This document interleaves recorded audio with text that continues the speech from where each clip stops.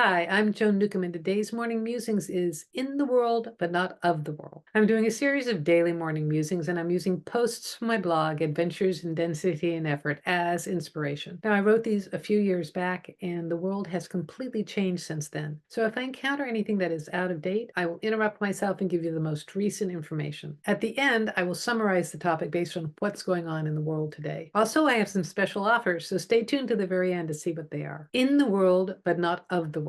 Many years ago, I heard the phrase in the world, not of the world, and it really spoke to me. To me, being in the world, but not of the world is a reminder that we are consciousness, creating this planet of density and effort to play in. It's an opportunity to experience all the wonderful aspects of your physical reality, which is the opposite of who you as consciousness really are. You are more than your personality and your physical form. You are more than your individual soul as well. You are consciousness, and as consciousness, you are infinite, unity, joy, love, and all that groovy stuff. Physical reality is density and effort. It's black and white and all the colors in between. It is the range of all emotions from ecstasy to despair. It's pain and pleasure, hot and cold, birth and death. I used to see myself as in the world, but not of the world, and detached from the world as well. Even though there are people and groups with similar beliefs out there, I tend to stay on the periphery. Recently, I found myself far more focused on politics and social issues than I ever had before. I spent the previous 16 years avoiding newspapers, not being happy with the social behavior of one president and all the behavior of the second one. Now I'm following the current president on Twitter, and everyone on Facebook posts all the latest news from around the world, and sometimes getting really caught up in it. It's like going to Disneyland, where all the buildings along Main Street are built at 3/4 scale on the first level, then 5/8 scale on the second story, and half scale on the third, reducing the scale by 1/8 each level up. You can be really excited by the thrill and adventure of it all, and at the same time know, if you're over the age of 8, that it's not real. If you get mired into conflict and distressing situations as real, you solidify them. It makes it harder to navigate out of them. If you're struggling with an illness, you can set in place the diagnosis and prognosis that way. AIDS used to be a death sentence, and now people are living for decades and even having children. Even end-stage cancer doesn't have to be the end, just because a cast member in a white lab coat costume in your theme park said so. Illusions are breaking down at this time. Everything people believed in was solid and real is disintegrating. The housing market, the stock market, the job market, the economy are all collapsing into a new reality. Those who are having the most difficult time are the ones clinging to the way it was. When you let go of the old state, it doesn't have to mean that everything you valued in your life will disappear, although sometimes that does happen. It means you step up to a new level. It's a little like the old Disney cartoons versus Pixar.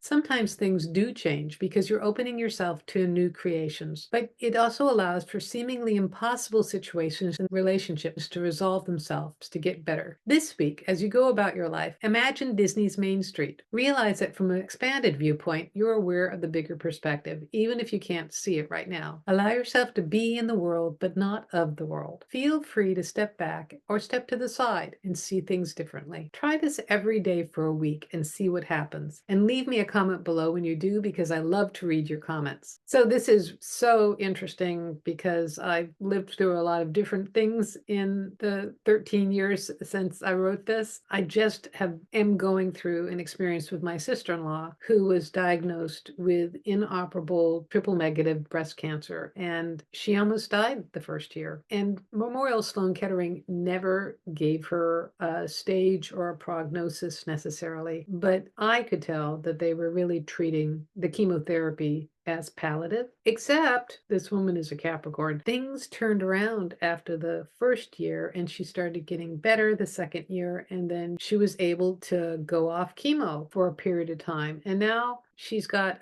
a different round of it, but they referred to this as chronic. So in the time since she was originally diagnosed, and it was pretty horrendous when she was diagnosed, the perspective has changed that breast cancer is not necessarily fatal. It can be a chronic condition. So she's got now what's considered a chronic condition, and it'll flare up. She'll do some chemo. I don't know.